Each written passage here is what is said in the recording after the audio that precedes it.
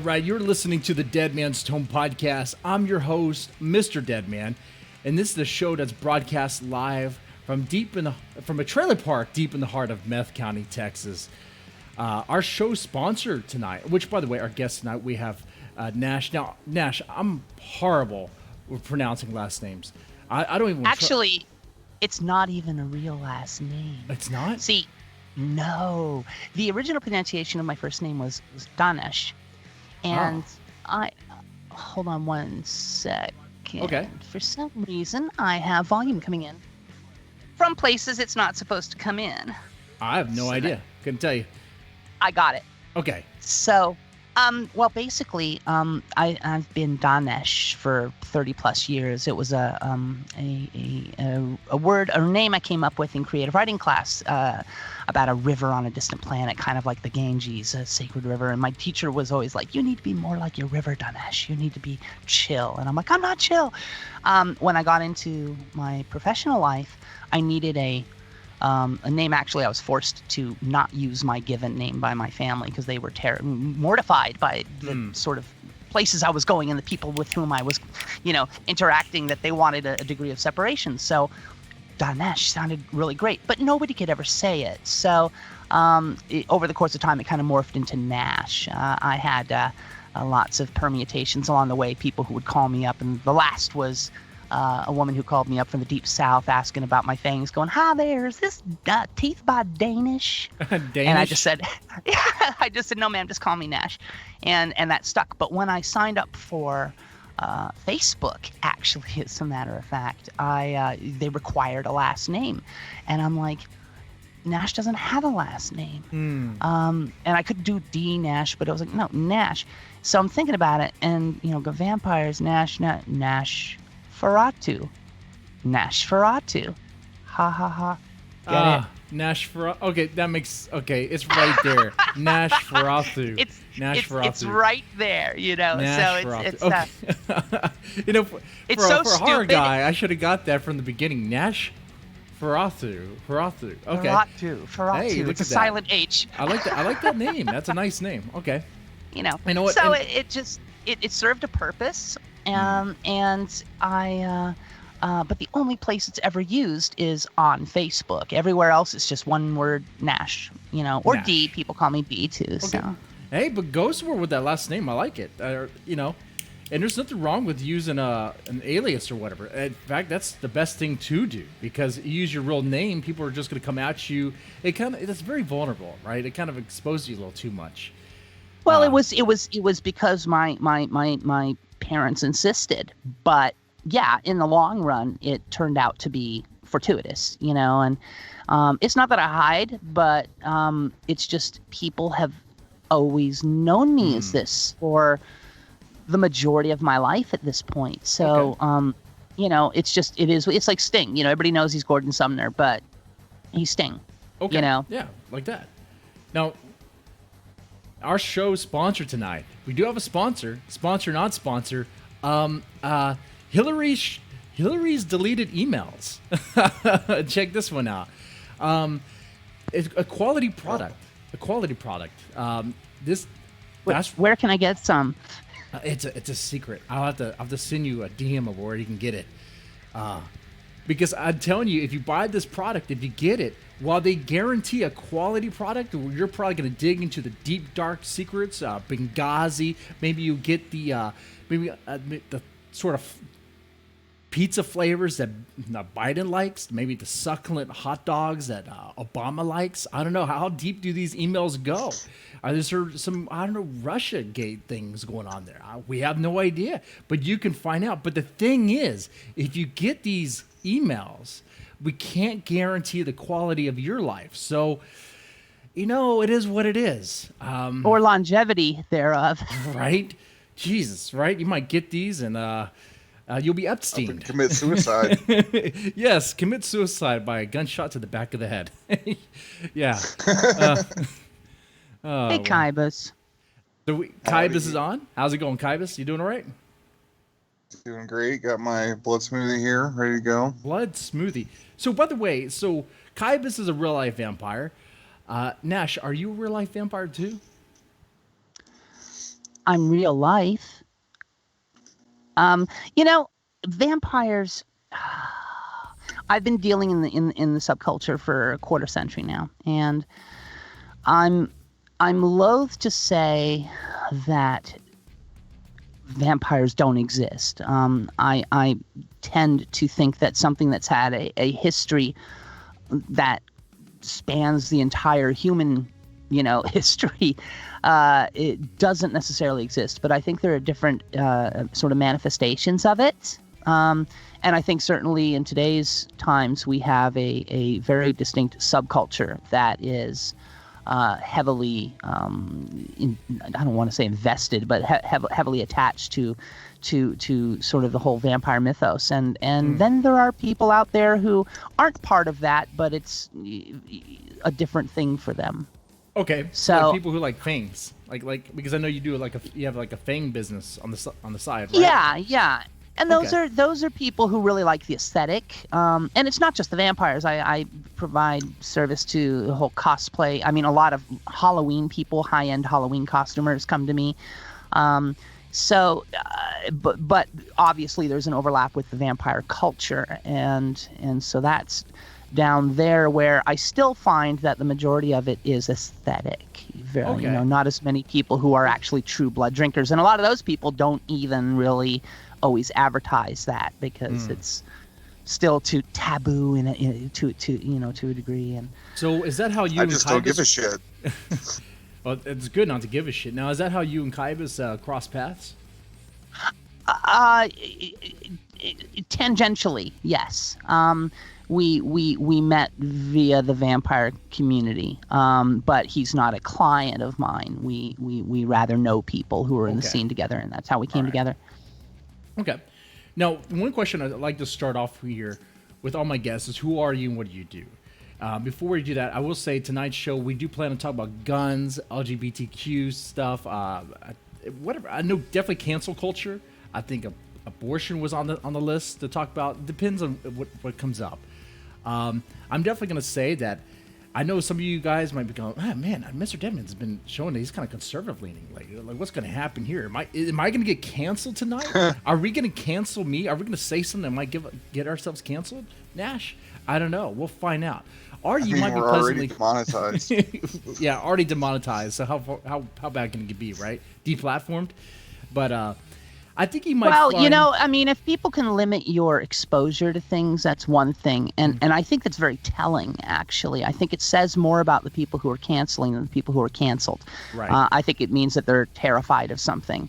Right. I do too. And there's only one way to cancel me, and anybody who wants to try is going to find some resistance to that. All right. I like that attitude. I respect that attitude right there. But I mean, you can say what you want. You can online. Who gives a shit? I mean, I've been around for a quarter century. I'm sort of in the process right now of sort of defending my notability with the Wikipedia folks because, I'm being canceled myself and okay.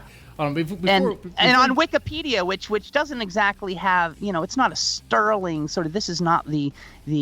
It's about as much the paper of rote or the institution it claims to be as the New York Times is. I mean, come on, you're going to say that is the epitome of unbiased, fair reporting. Well, Wikipedia is not exactly the epitome of unbiased, fair information either, and we've heard for the last couple of years people getting kicked off all the time. So I paid no attention to my Wikipedia page actually until yesterday, and my simply going on and trying to edit some very simple information about myself created a whole big hullabaloo, and I don't hide myself. Like when I'm in the comments sections on certain websites and stuff, I'm signed up as Nash. I don't hide. I don't have anything that I say that I'm afraid of incriminating me in a logical sense. I'm not like, if I say something, sure, there are people going to be like, oh my God, I can't do that.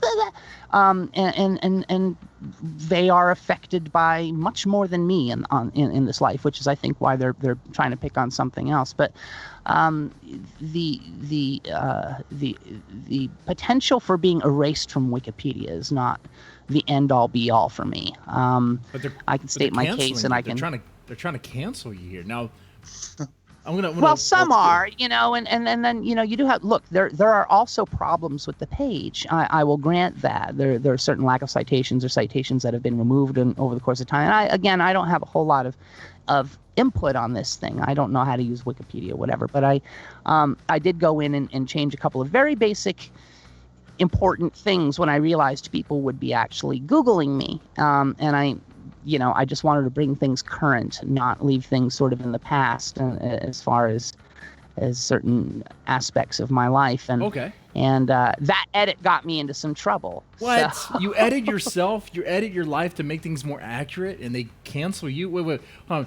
Now, there's many people who Well, tune you're in not now. supposed to. You're really supposed to have a degree of separation between you and your page. Apparently, the idea is that other people say this about you and make references. You're not supposed to be up, because otherwise it's flagrant self-promotion, which it's not. I mean, I have a link to my website on it, which my actual website, Dnash.com, has no content on it right now. There's just a link to take you to my Fang page, but I'm not out there going, buy teeth from so-and-so and they cost this much. I mean, it's just, it's a fact of my life. I make vampire teeth. I'm also a lifelong musician. I've worked on certain projects. I've done certain things, but it's not enough for them to be notable. Now there's a bar of note that you have to have. And you know what? It's their playground. It's their rules. That's fine. You know, I'm not going to argue that. Jump back on track here. What were you gonna go with first here, JC? I was gonna say, for those who don't know who you are, we kind of touched on a little bit here, talking about this. Who are you? I'm an artist. What do you do? You're an artist. You're a musician. But what other aspects about you? Like who are you and what do you do? Well, I'm a lifelong musician. I'm a lifelong artist. I began playing drums at 2. I got my first drum kit. I've got the drum kit I have played now for most of my professional career. I got it 12 years old, and it's old trusty, and I've played all over the world with it. And the music side of it has always been my primary focus, as it were. But my economic side in the mid 90s fell into I had a pair of vampire teeth made for myself. I'd had long teeth as a child, unnaturally long teeth. And when I was a young teenager, my dentist and my parents decided I needed braces because I had a profound overbite as well, a Freddie Mercury mouth. And everybody said, oh, okay, you got to have braces. So in the course of doing the braces, one thing dentists will do, it's called contouring. They will shave down certain offending parts of teeth in the mouth that might, inhibit the process of the braces working and, bring everything sort of into line. And they got through, he took off one of my top fangs before I realized what was going on. And then they took the other one, and I had a block of wood in my mouth at that point and 3 nurses holding me down. So, they got the other fang and I started biting them, and they didn't get my bottom ones. I still have my bottom ones, but they have worn down over the course of time now. But they stuck me in this terrible apparatus to widen my mouth. Anybody who's ever had one of those things is like a medieval torture device. You have a little key, you put in it, and you spacer, or you widen your mouth up. And I ended up yanking that out of my mouth, and miraculously my teeth all popped into place. Boom, like they were always supposed to have been there. So a couple years later, Interview with the Vampire came out, and I'd been a big fan of the books, especially The Vampire Lestat. I got into that book because he was a rock star. Right. And I'd always had this, I wasn't so much into vampires. I was into werewolves. I loved werewolves. Okay. And the natural, I've always been really keyed into cultures that have, say, animal familiars and the spirituality of a connection with animals versus vampires, which I'm going to get staked for this, but, I've always looked at it sort of like leeches, What? Whereas, a noble. Hey, it's a joke. No, It's a joke. Listen, buddy. Joke. It's a joke. It's a joke. But my donors are consensual. Thank you. I'm kidding. I know. I had to throw that in. I'm so not kidding. You're but fine. I was really, I was always into the animal side of it, but the Vampire Chronicles really intrigued me. I loved that book series, and I found myself on stage in Abbotsford, British Columbia, doing a weekly show. We were the weekly house band. And funny enough, I had just done all the backing tracks to do Cry Little Sister. And we're doing Cry Little Sister, and I'm usually the drummer, but I had a drum machine running for it. So I came out front to sing it. And as I'm on the lip of the stage, I'm right up there at the front. I look down, and there's a kid in the audience looking back at me. And he's got these eyes, and he's snarling at me with these teeth. And I'm thinking, oh, my God, this is, wow, there's a vampire, you know? And so after the set, I went and I found him and struck up conversation and asked him about his teeth. And he said, oh, you know, these are my teeth. And they grew in, and we're talking, and one of them falls out. And I'm like, no, okay, this is, These came what is in this? when I ascended. Right. So where'd you get these? So he told me about a gentleman who was from Seattle who would travel up to Vancouver on a regular basis and make these teeth out of this alternative clothing shop. So I called the shop, made an appointment, went down and had fangs made. And I could tell you, for every client that I do, and when they look in the mirror and they have this look, and you could tell, I've had people cry when they look in the mirror. They're so happy. They feel like they've made a connection with themselves, whatever that connection may be. But I can relate to that because I looked in the mirror and I was back. I felt like I had my mouth back, and it was glorious. And it lasted for about 6 months till I broke one.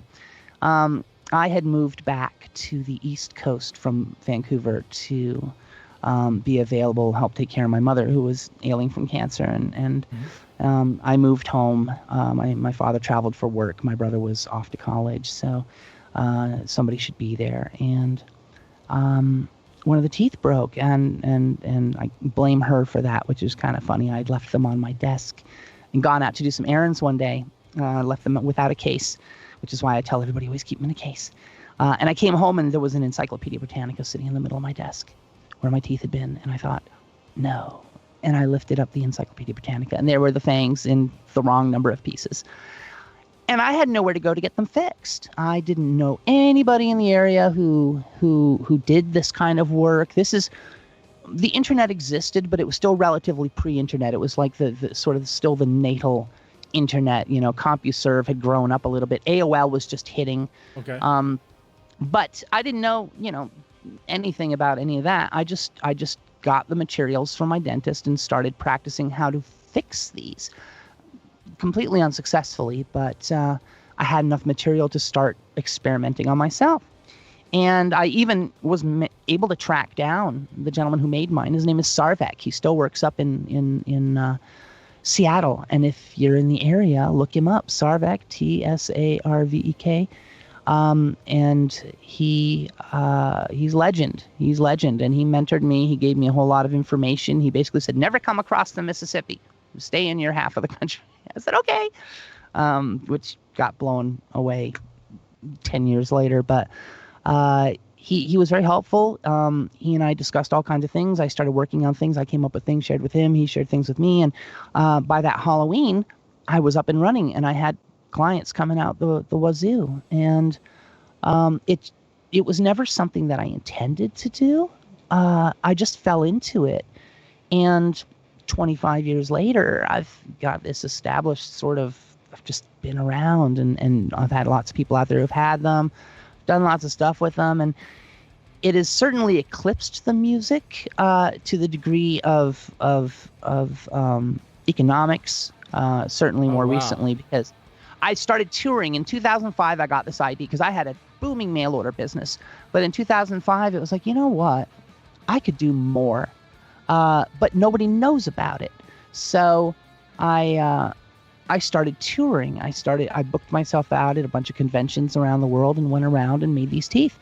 And I did okay. It didn't quite pay for itself. I came back in the red.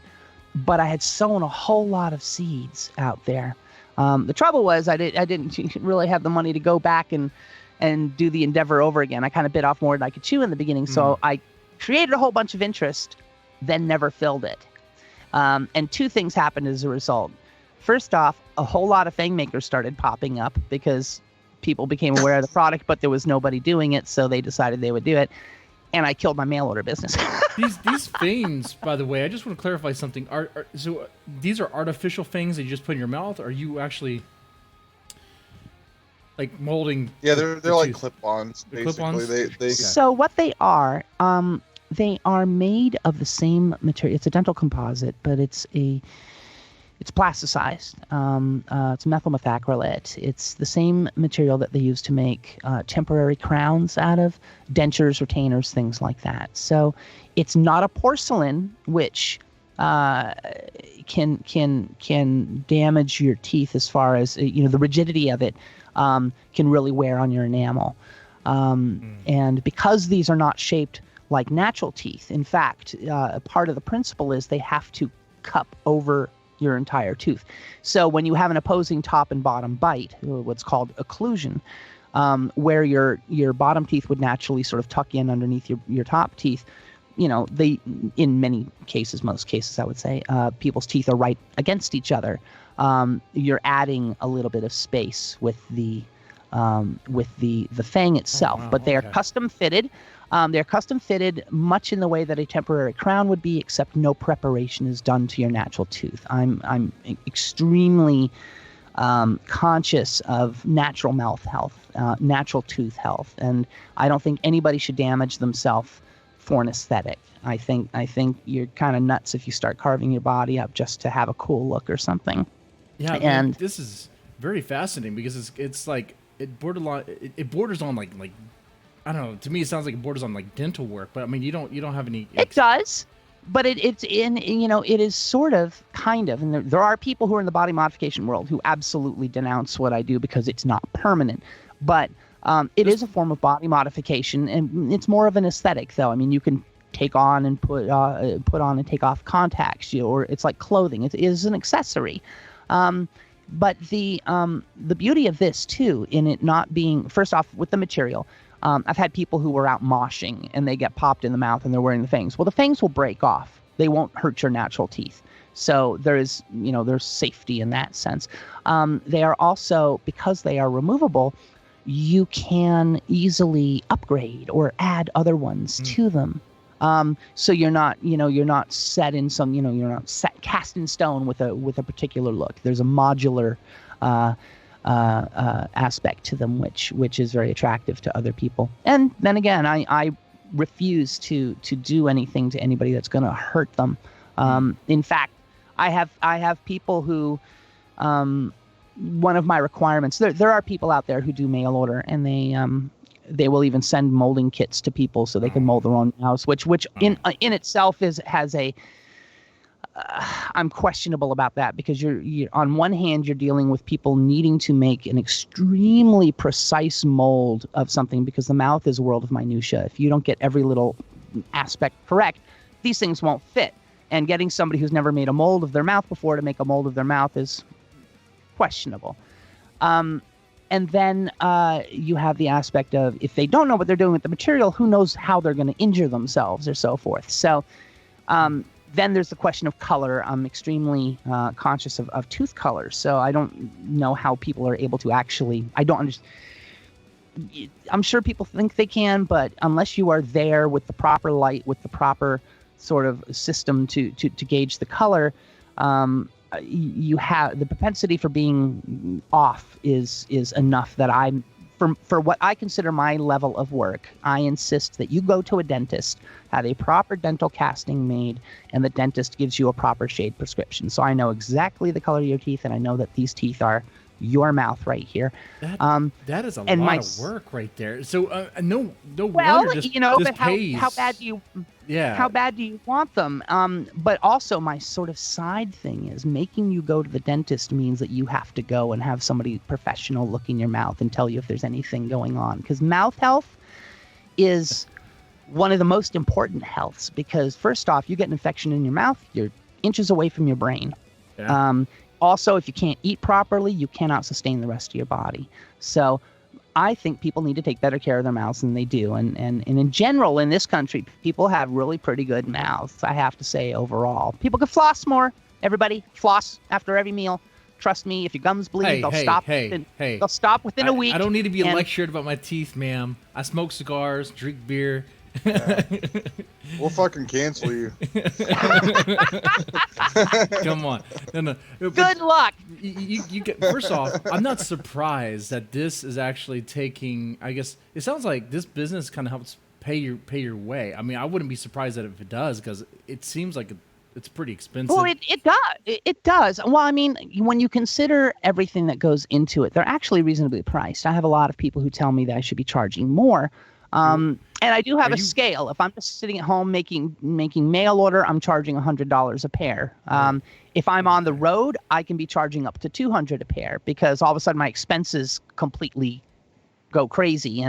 And often on tour, I make more sitting at home making things in my lab than I do when I'm on the road. But I love being on the road because that offers all kinds of other cool opportunities. I love to meet the people that I'm making teeth for. I love to be able to have final say and know that everything is perfect. And the really cool bit about it is, again, tangentially, I moved out of music, not out of music. I've always been a performing musician. I've played in bands my whole life, work bands and everything like that. But it's nothing that's ever gone to the next level, as it were. Not for lack of hope, but as a drummer, you tend to have very little say in those kinds of things. It's usually the singer and the guitarist who are running the ship, you know. I'm down in the engine room just keeping things going, and then all of a sudden I find out, oh, the war's over and we're quitting? Okay. So the aspect of the teeth thing actually introduced me into the movie industry and into the music industry. I've met David Bowie freaking got us invited to an after show. No shit. And it was during the Trent Reznor and Bowie tour. Oh, nice. And it was, well, actually, technically, it was the opening band, Prick, who actually gave us the invites. But Bowie was on stage at the Meadowlands Arena looking at my cousin, who I'd just done teeth for, and we had managed to make our way right up to the front. And Bowie, mid-song, looks down, points at her, and goes, "Nice teeth." and we gotta make sure we talk about your music here too. Well, my music has not done a whole lot yet. And I'm a drummer. Historically, I've always, for work, I've always been a supplemental player. I've always been an additional player, a supportive role. But I, throughout my life, have been writing and doing all kinds of stuff for myself, just never broken it out. And part of it we're going to be getting into tonight. Part of it is because my music tends mostly to be socially aware, as it were. Maybe is a nice way of putting it. I like how you put that. So, there are enough ooh baby songs out there. Every once in a while, you need a Read Your Constitution song. So those clueless out there, socially aware is the actual reality of woke. See, most people that say woke, that's awake really versus woke. Yeah, this is awake versus woke. Yes. It's better to be awake. It's better to be awake. Right. Yes, we can actually spell. We're privileged enough to have that extra letter. So, it's. Oh, go ahead. Go ahead. I was gonna say, but you have a project coming on, like American Zero, right? Is that? So that is the first single that is going to be coming off a record. I wrote. Virtual Signal. I had written many of the songs on an album I'm putting out. I'm going to be putting it out, probably going to come out on my birthday in October, a month before the election. And the album, I wrote all of it, except for 2 new additions, just to sort of round out, because I felt right about having the number 13. I wanted 13 tracks on a song that had, or on a record that had, if you're looking at the Zodiac or star charts, the Libra, the Gemini, what's the word of that? 12. There's 12. There's 12 months. There's 12. Everything. I wanted 13, and it's called The Age of Nefarious. Age of Nefarious, like the Age of Aquarius. Exactly. Age of Aquarius. Okay. And so the whole thing is extremely. I love the name, by the way. Yeah, well, I mean, there are songs on it that most of it was written between 1998 and 2003. And it was just kind of the subject matter. I could never get people to play my music, especially live. That has been my biggest struggle. I think, well, I know why, but I don't like to make the characters, you say it and then all of a sudden a lot of aspersions are cast about you. Suffice to say that art is, first off, music. Music is art, okay? And art is completely subjective. So you can't, there is no best. There is no better. Yeah. However, the way that I have honed my craft, it is advanced in the sense that my influences, for instance, I mean, Queen, Peter Gabriel, Rush. Those are good influences. This is more, I want to say intellectual, but I don't mean it as other music is dumb. I mean, something like Seven Nation Army is brilliant, and it's utterly simple, about as simple as you can get. But I tend to pack a lot more in. It requires degrees of musicianship.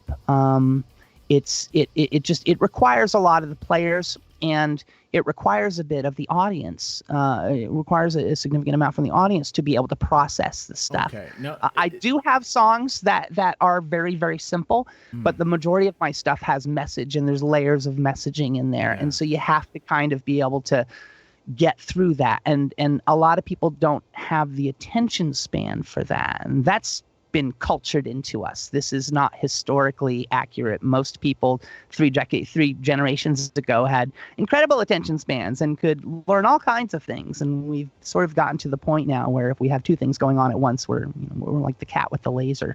So there's a lot of messages in metal. I used to listen to a lot. Oh yeah, I still do. But so you think it's like the content, like the lyrics or something, like the message in the music? The lyrics are going to trigger the hell out of some people. Yeah. They are going to absolutely make some people's heads explode. Mm-hmm. I was doxxed 2 years ago, and my response to it is, yes. And I wrote a song called Millennial. And this thing, I'd never written a punk song before, and it literally is like Sex Pistols meet 1981 or 82 Metallica and Motley Crue all in a room together. It's really raw, really hard, really fast, and it's basically screaming at, not screaming, it's poking, it's sitting in the corner and laughing your butt off at the people who are out there trying to out white knight each other. You're a fucking snowflake. You're a fucking snowflake. I don't necessarily call them snowflakes. I'm not a big fan of pejorative phrases like that because it just, what the people who are behind this whole cancel culture SJWs, maybe SJWs. Yes, the perpetually offended. Well, you're kind of right in the aspect, Nash, that it kind of minimizes like the goofy, cynical behavior that they play into, like, oh, it's just nothing. And it's like, okay, it is nothing. Like, I don't let that kind of stuff bother us, obviously. But, there's something psychologically wrong with some of these people. But again, you have to, okay, there's a culture of victimization out there, victim culture. It's huge. And you have to recognize these people are actually victims. They are not victims of what they think they're victims of, but they have been terribly abused. They have been horrifically misguided, brainwashed to the point where, I mean, I look at, okay, well, here's another goal of my music. My music, as they say today, the conservatism is the new punk. We are living in a time when the pipeline of information has certain intersections where there's a spigot, and every one of those spigots is governed by one set, for the most part, of ideological principles. One group that holds a very distinct ideological perspective. There's the education system, there's the movie industry, there's the music industry, there's the news media, and there are tech companies, and the tech companies are a huge spigot. They turn things on and turn things off at will, and they are all, for the most part, not entirely, not to say that there's a huge conservative media presence out there, and there's a huge liberal media presence out there, and there's leftist and there's rightist and there's all kinds of stuff. Everybody is out there. But the representation. Wait, everyone's out there because it seems dominated. It seems dominated by the left. It seems dominated by liberals. In the forefront, the loudest. In the forefront of the culture, they maintain the greatest degree of protection. That is because there's a great unification that happens, and when you have the same message being expressed from every single quarter. In that, it's a bubble like anything else, but they happen to have the most exposure. The people who run the movies, the movie industry, and the people who run the music industry and so forth, historically have been able to pick and choose who gets to go where they go. That lightened up for a little while when the internet really sort of happened, but now the purveyors of internet availability have now decided to shut certain people down. But it's not to say that you cannot find a place to go. It just doesn't have the monopoly on exposure. So like they say about Twitter, Twitter is not common perception. It is not what everybody is thinking. It is a bubble. It's a very loud, often referenced bubble. But it's a bubble. And it'll pop at some point. It is the goal, I think, of a lot of these people is to make you think that you are in the vast minority or in the tiny minority, and they are the vast majority because they have the loudest voices, as Corey said. They have the greatest access to the spigots that we're talking about. And you know what? They own it, and they can use it however they want. Is it going to stop people from speaking against it? It depends. If you let people cancel, you have to let people cancel you. You have to acknowledge that you're canceled. Like I said, there's only one way to cancel me.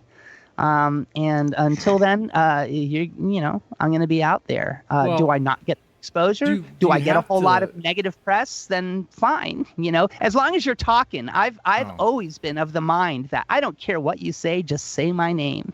And when you say you have to let people cancel you, when you say you have to let people cancel, do you mean like just let them succeed and let them be successful and just give up, or do you mean let them have their try and continue doing what you want to do? Like even Alex Jones. Alex Jones is essentially canceled on all platforms apparently.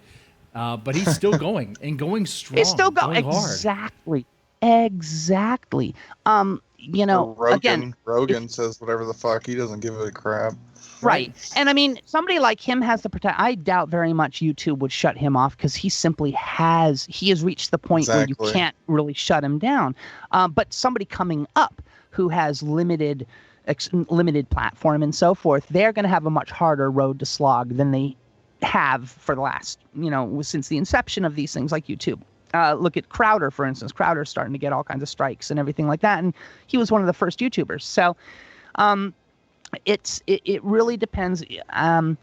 You cannot psychologically allow these people to get at you because you have to bring it around to how we got into this. You have to bring it around to the fact that these people who are after you often, if they hurt people, hurt, right? If you've been hurt, you often express that hurt on other people. You're refusing to deal with your own issues, and instead you're going to put all this crap on somebody else. It makes you feel better. Not really, but it makes you feel superior. That's why, for instance, a lot of these people who are running around talking about, white privilege and white supremacy and everything themselves are the supremacists. They are. There is no when you automatically. When you come from a point where you are saying, I have all the privilege, it's up to me to recognize that it's up to me to recognize that I'm better than you. You're a supremacist. Yep. You're a bigot. But you haven't been taught that because you haven't been taught critical thinking, because they would rather teach you how to play with like bananas and condoms than how to do math. So, math is racist. You can't teach math anymore. Don't you know? 2 plus 2 doesn't equal 4. I saw a new little form out today. I can't remember who put it out, but all the signs of like evil whiteness, and I mean things like keeping a schedule. You were talking about keeping a schedule. The schedule thing. The nuclear family. Yeah. Right. And it's like, frankly, I mean, now I was born. Can we say something though? Can we say something about what Nick Cannon said? I haven't even heard it, so. Okay, well, maybe you could bring a little clip up of that later, JC, or something. He went on this weird like Black Power rant. It was really strange on his podcast, and it was really weird. People keep saying anti-Semitic for some reason, but really he's just talking about anybody that's lighter skinned. Basically, it was really strange. Yeah, he had a moment. I'll find you a clip and we'll check it out. Wait, I think I have it right here. I think I might have it right here.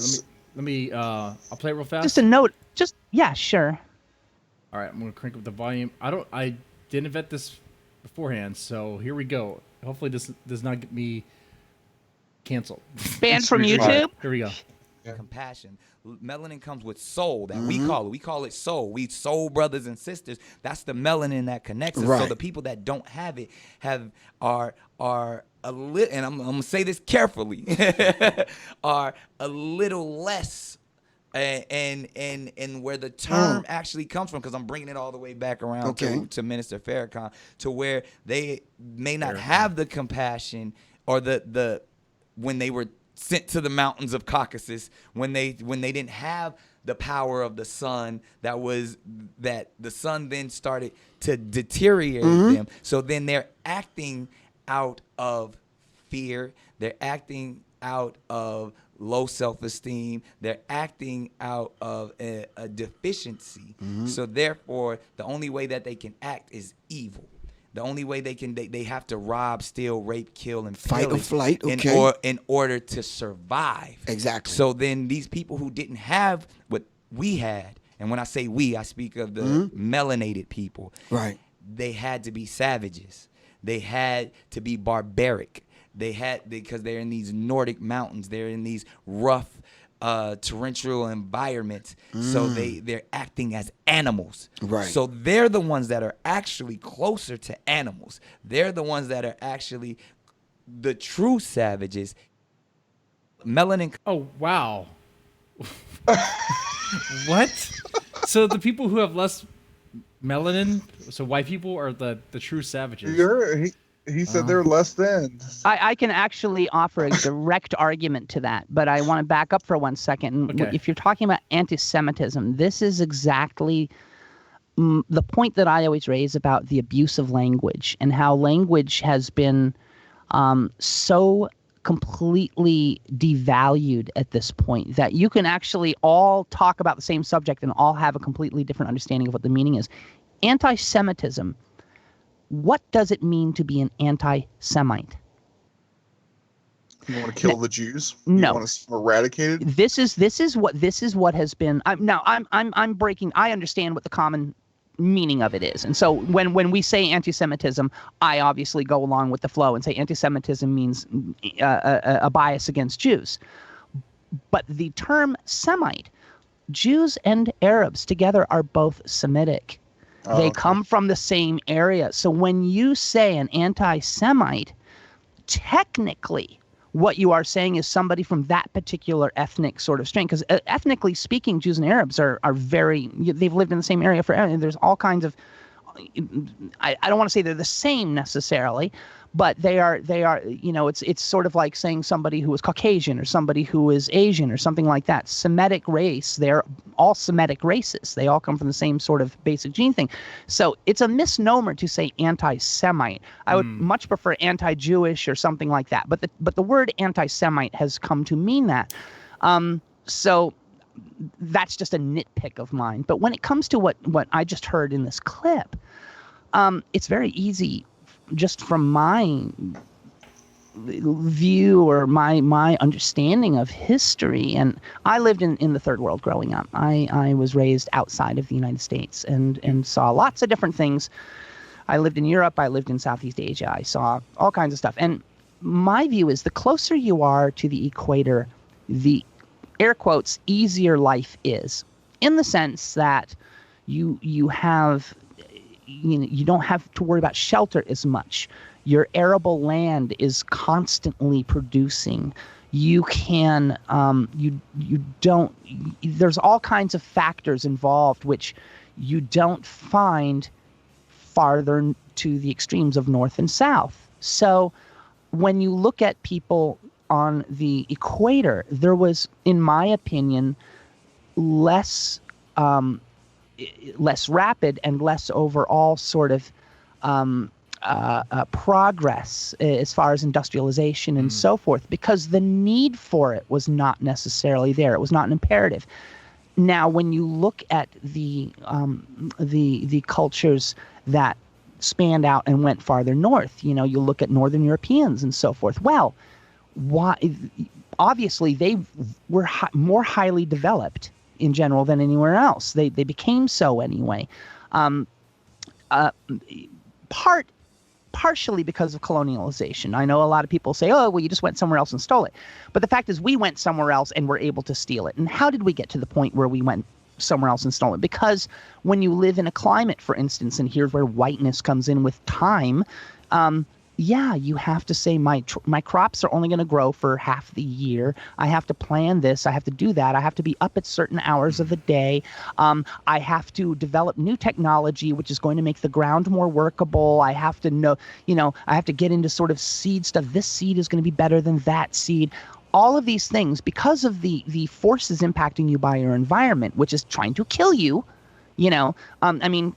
I say this glibly, this is hyperbolic completely, but I mean, when you live on the equator, you roll off your palm frond in the morning, you wake up, you pluck a banana, and you go about your day, and you have to worry about getting eaten by a tiger or something like that, and you don't want to get the tsetse fly, stinging you and so forth. But generally speaking, you're not going to freeze to death. You're not going to starve in especially if you're living in a place that is has jungle and so forth. If people live in a desert and you choose to live in a desert, that's on you. But there are plenty of places you can go that have ample food and water supply. But when it comes to say northern cultures and Western culture, what we tend to figure is Western culture now, it grew technologically at the rate that it did and everything because I believe it was impacted by the environment and the need to develop these things. And when you end up having superior development, it's very easy to roll over other people, and that is the history. And certainly, black powder comes from China, and so does spaghetti, and all kinds of other things came from other places in the world. But we became the force that we did because of our superior technology, which all kind of came from having to. So when he says that we're up here and we're closer to animals because we're living in caves and stuff, well, our caves had pools and mini bars and stuff. Again, I'm being silly, but we developed yeah, what to he's a saying greater doesn't even make degree. any sense, because that's not even And it's completely divisive to speak in terms of skin color. When you, it is the really absolute epitome of bigotry. Like people sit there and go, Right. "You're a bigot," but when you judge somebody, it's like the Biden comment. And even though if he was joking or not, if you can't tell the difference between well, he didn't say that. He said if you can't tell the difference between me and Donald Trump, then you're not black. So the insinuation is voting, but he didn't actually technically say that. But to judge somebody's inside on their outside is an incredible disservice. Mm-hmm. It shows a lack of understanding of people, lack of willingness to understand people, and you are projecting your own bigotry and expectations on people. You have to judge people on their actions. actions, definitely. Color, melanin has nothing to do with it. Right. Nothing to do with how good a person is. or how productive they will be. Right. And but with all of these divisions that are literally being forced on us, we are being forced to accept that we live in this terrible, terrible place full of racism and hatred. And I can tell you, having grown up where I grew up and seeing the things that I saw, and knowing that we here are the place everybody wants to be.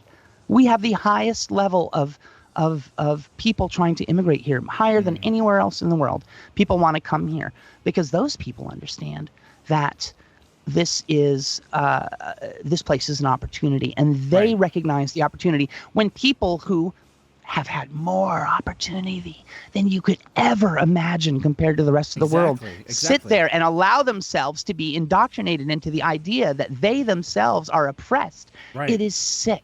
It is sick. I agree. And that is what has been done to these people. And I genuinely feel terrible for these people. As unhappy as they are and as screamy and nasty as they are, it's self-hatred. It is not, they don't hate, the only reason they dislike you is because they can't seem to envision a world where they can be where you are.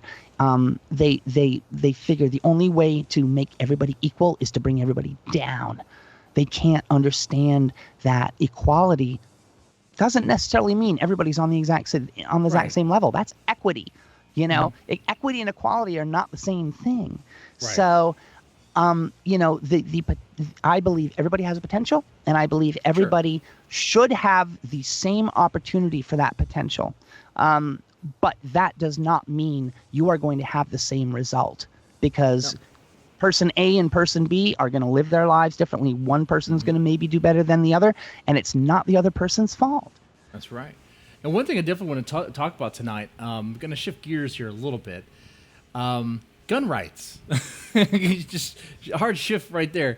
Gun rights. What was the thing you shared with me, I think the other day, Kivas, where, was it Elizabeth Warren was trying to pass something to just take guns away? I don't know that had anything to do with Elizabeth Warren.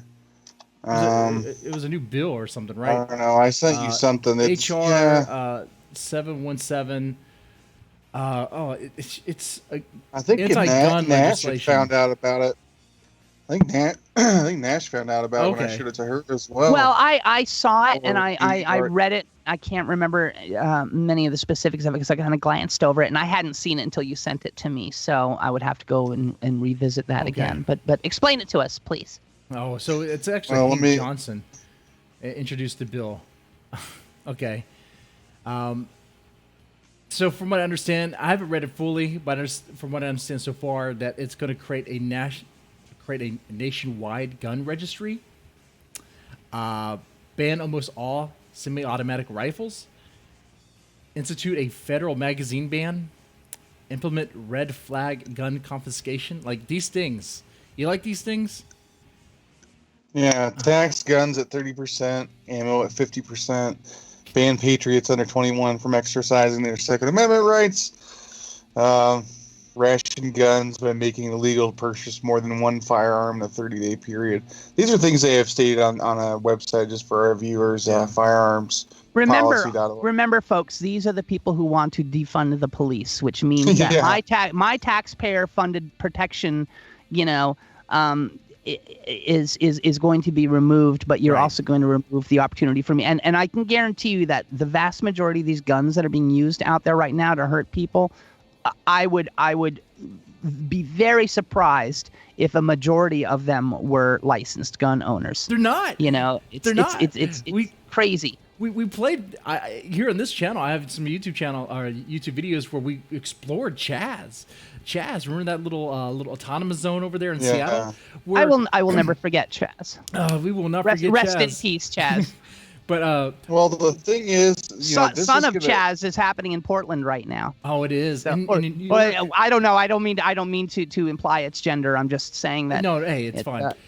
But I was saying they were handing out guns from the trunk. The warlord of Chaz was handing out guns from his trunk, and they look like AR-15s. I couldn't really tell exactly, but they look like pretty good hardware.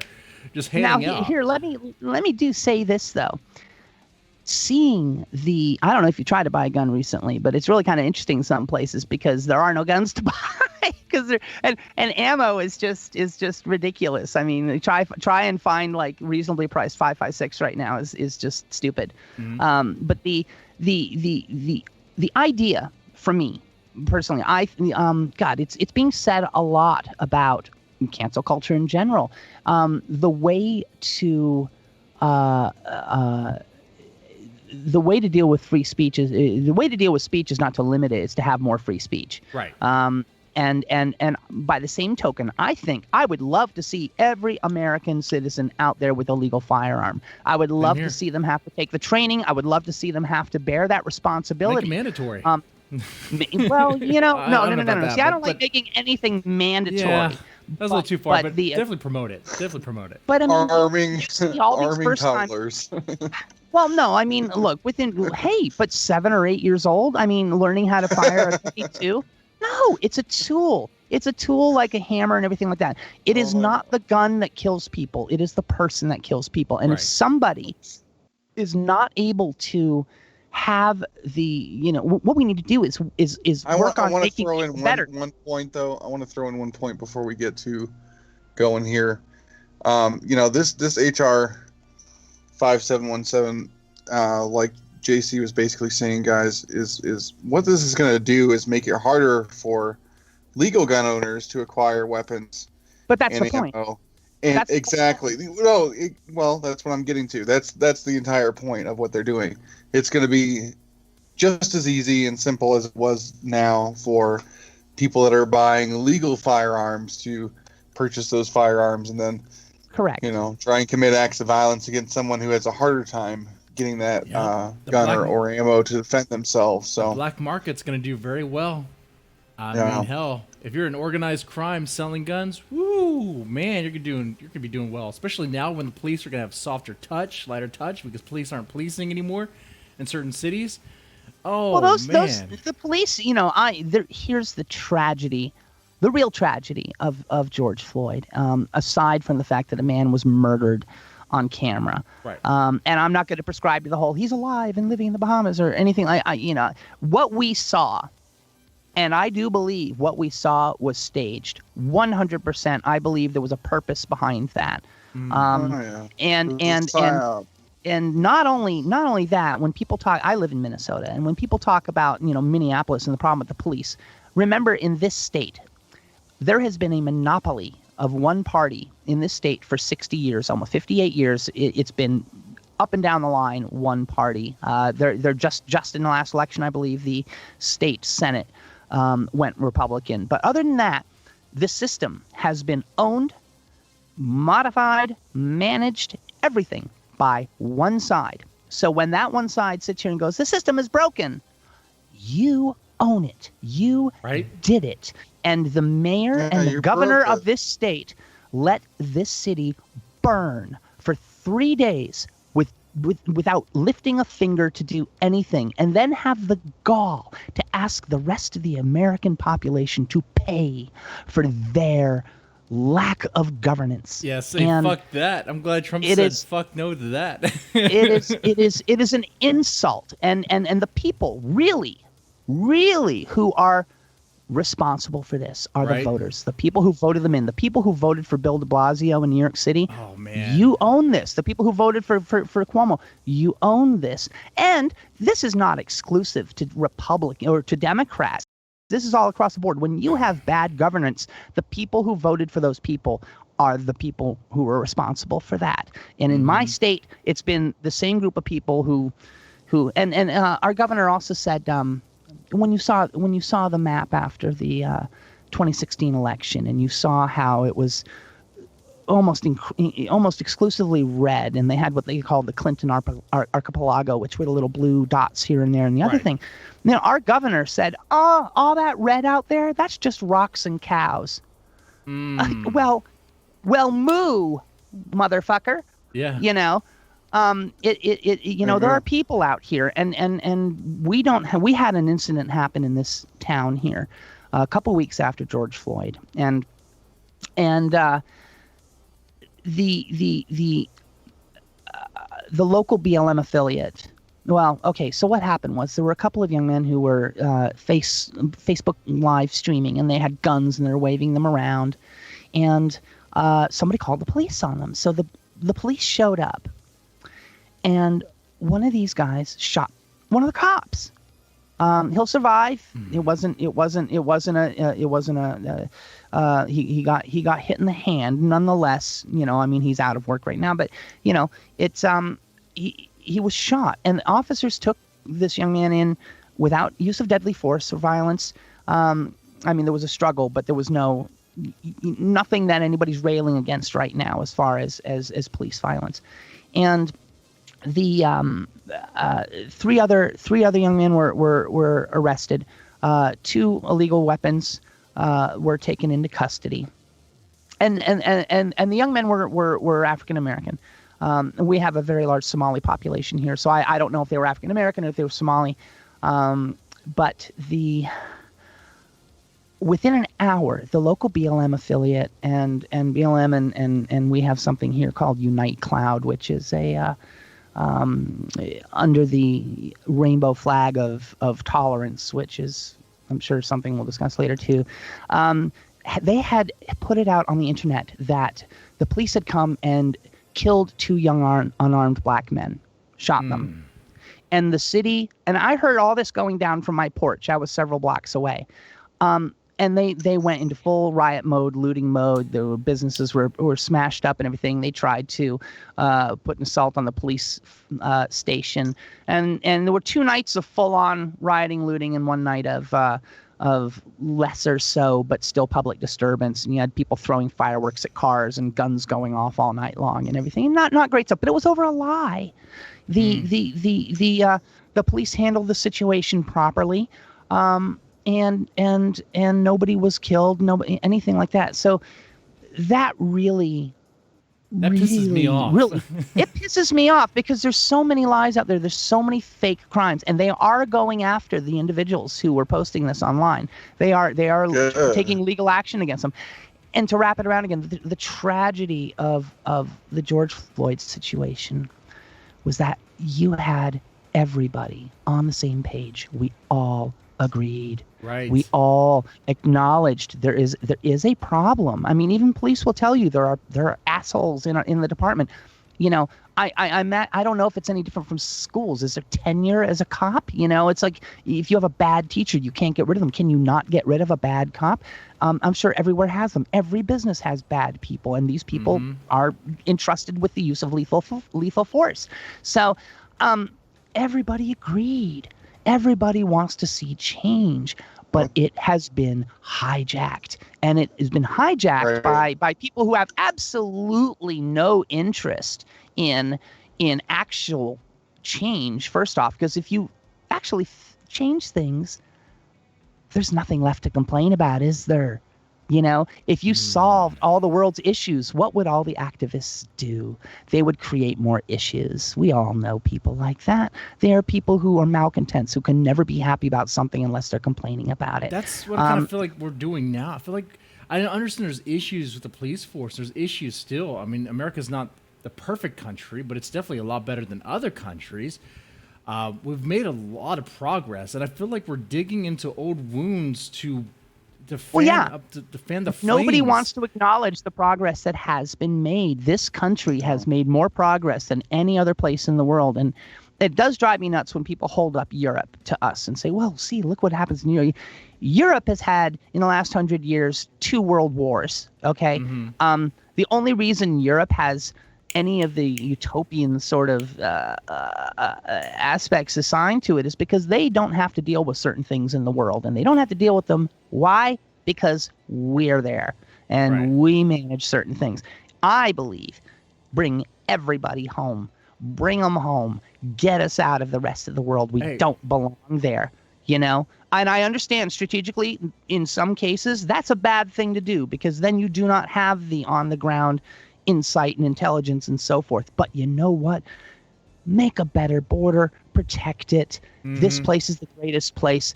If people are left to have to sort their own stuff out, most people will sort ultimately their own stuff out, But if you are forever allowed to continue to kind of bump along and not have to reform yourself, you never will. Most people are lazy.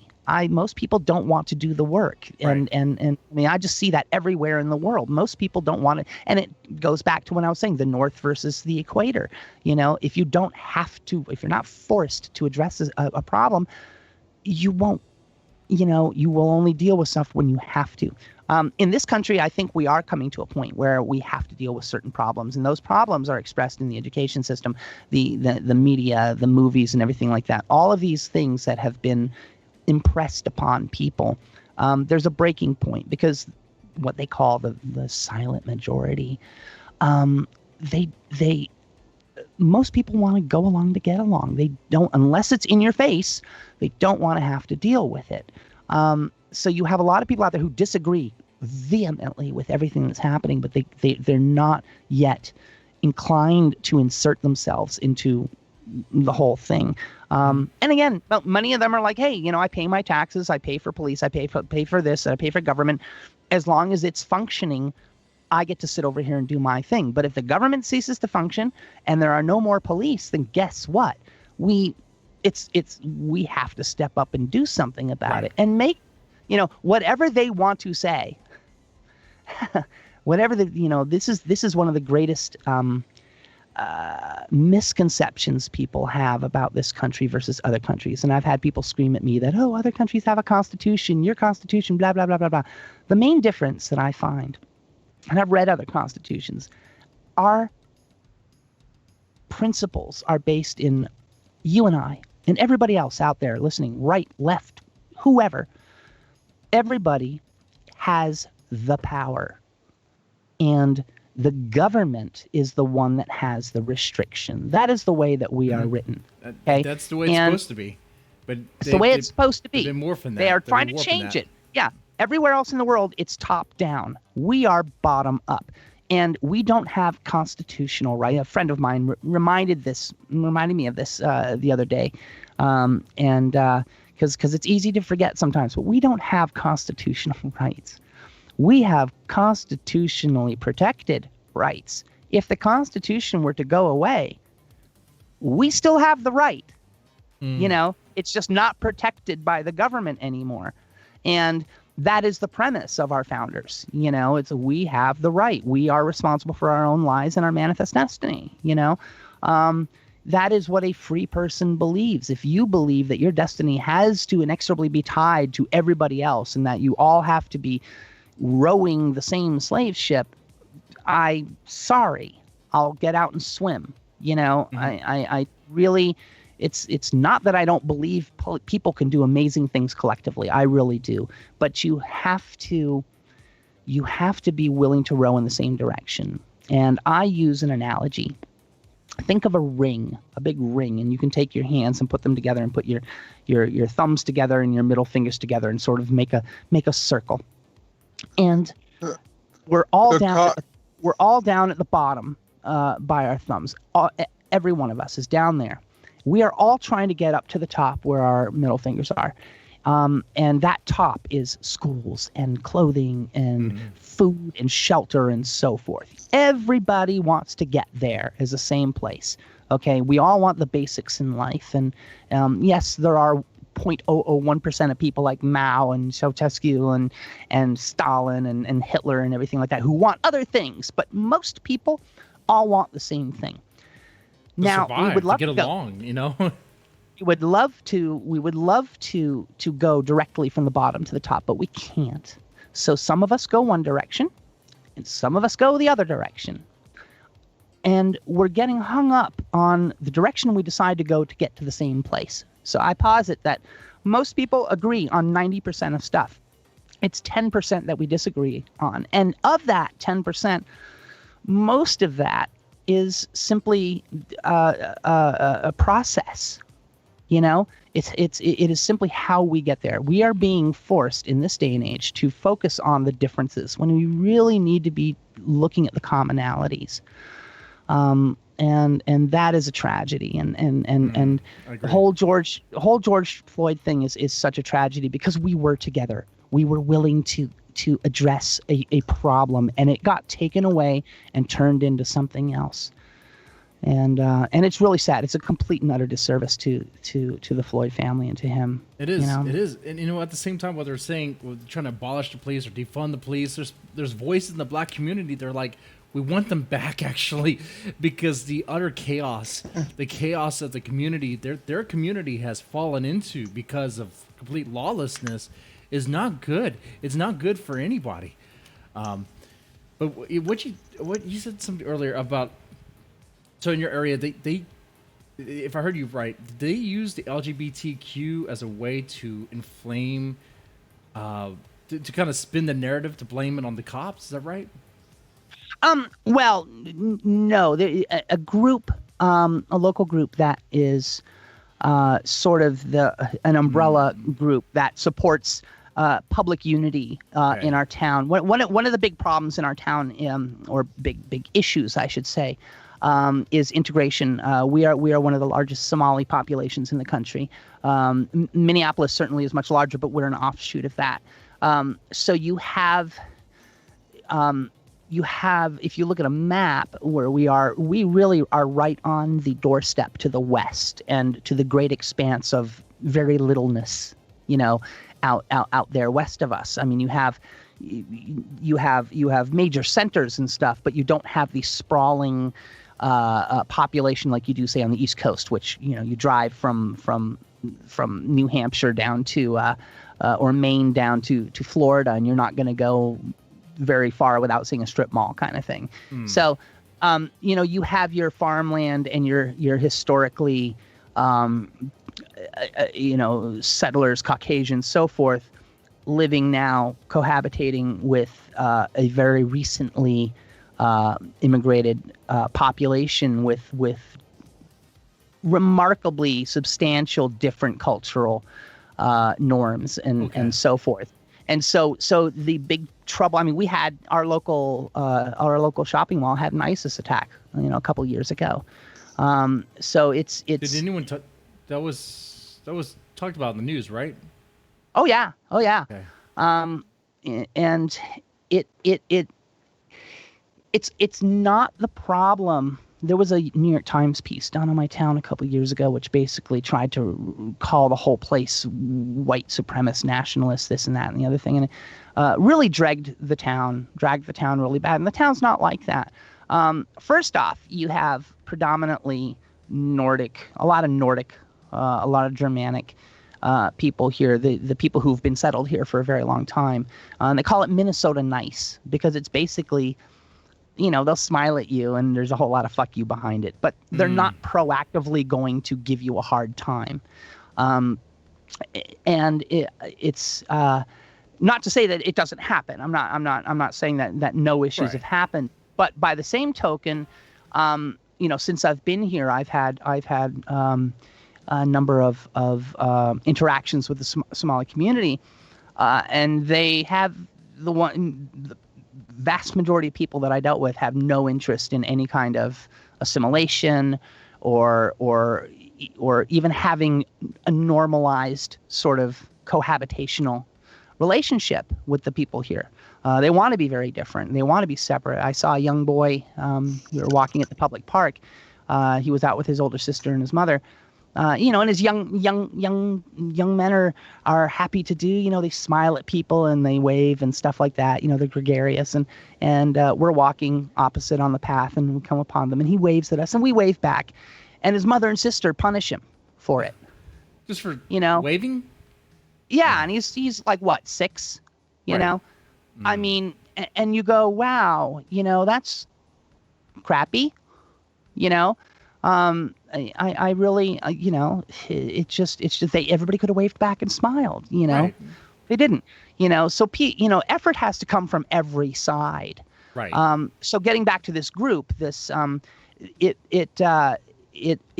is they are sort of the very vocal left also sort of organization in town. If you are LGBT, you're part of this whole organization. They are also, they're part of the whole unity, public unity, except for those people.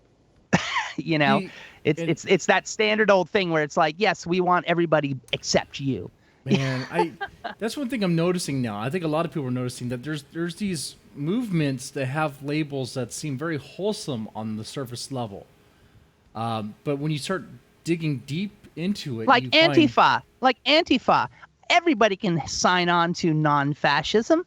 Absolutely. Where do I sign up to be against fascism? I would love. Oh wait, but you're going to enforce that with fascism. Yeah, okay. Right. You know, this is the problem that we have is things are not being properly labeled. Products are not being properly labeled, and it's a misuse of language. Mm-hmm. You know, the Federal Reserve is not federal. Right. Right. Antifa is not anti-fascist. You know, you know, and then we get into the battle of language where we start going, oh, well, you know, fascism versus communism. But it's all based at the end of the day on Marx. And it's all based on, you know, it's like, which way do you want to be a totalitarian? Mm-hmm. You know, which mask of totalitarianism do you want to wear? It's all totalitarianism. You know, it all has to do with centralized government and oppression and authority and this and that. You know, it's the anarchists out there who want who are not anarchists. Right. They are abolishing authoritarians. The police, taking away our guns. I think. But this is all enforced by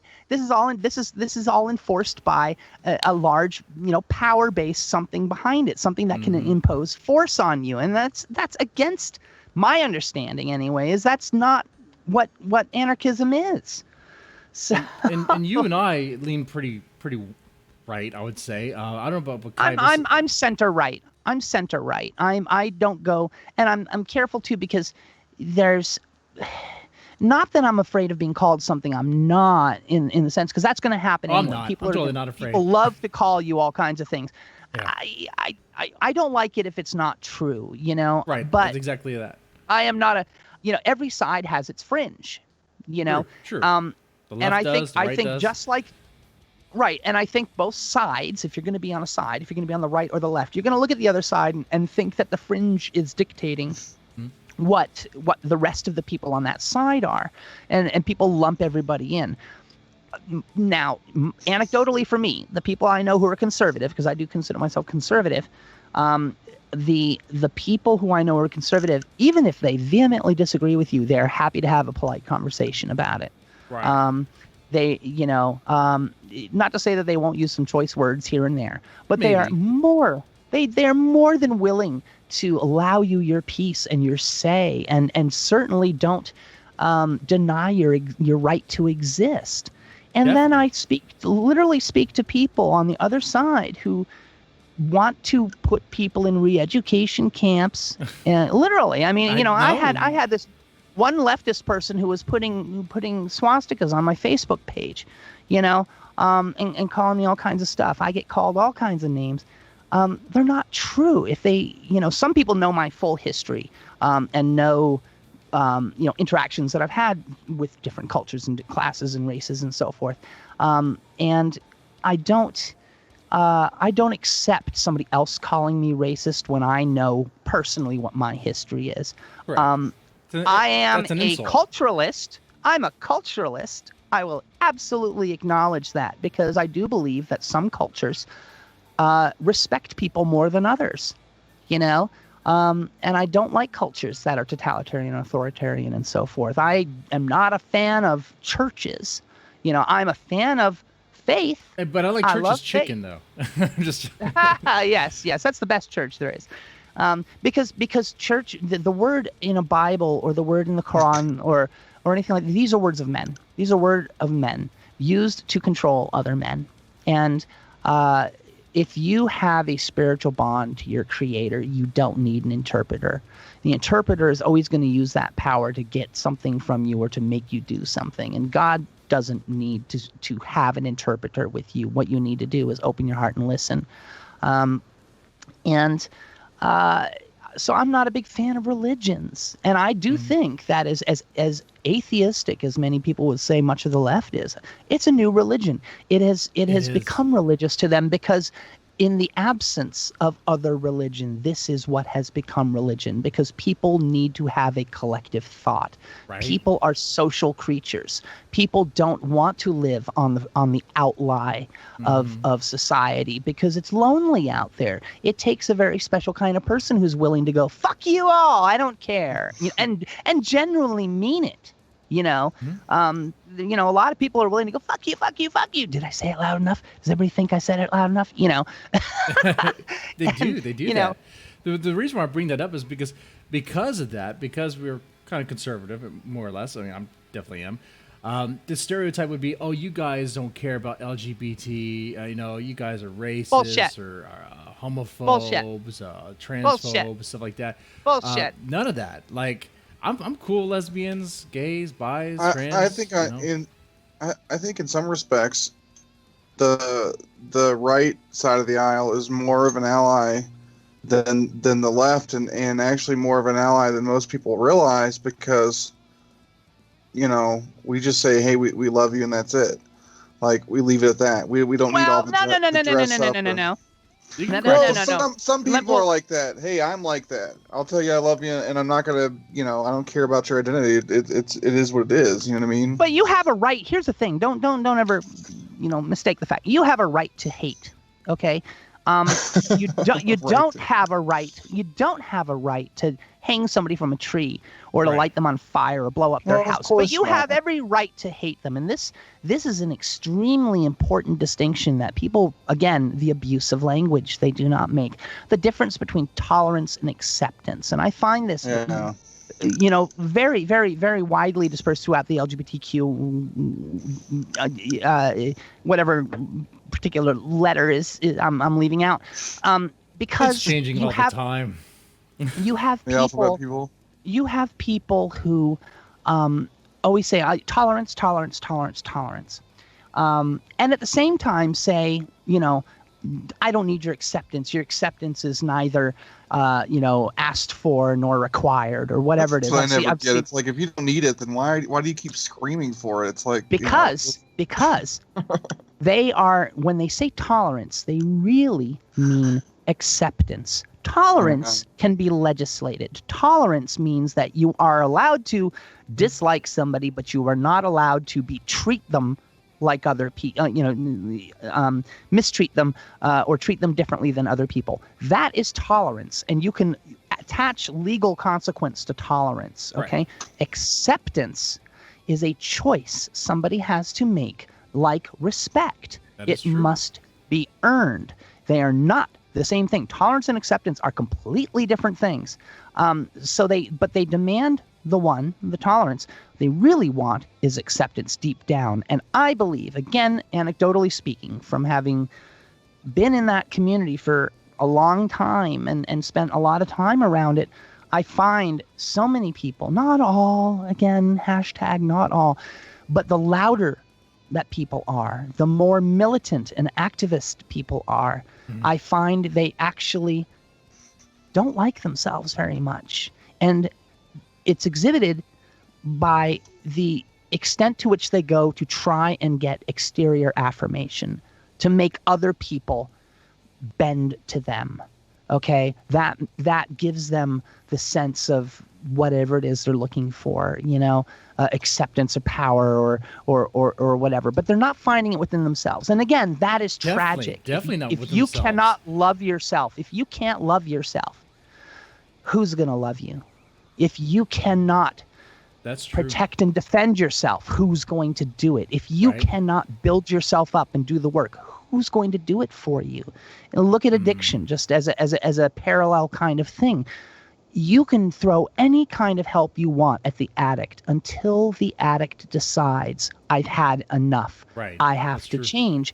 Nothing is going to happen. So, and in our society now, which is so gratuitously over the level to which people are willing to justify bad behavior by people and the lack of consequence that comes with that. Yeah.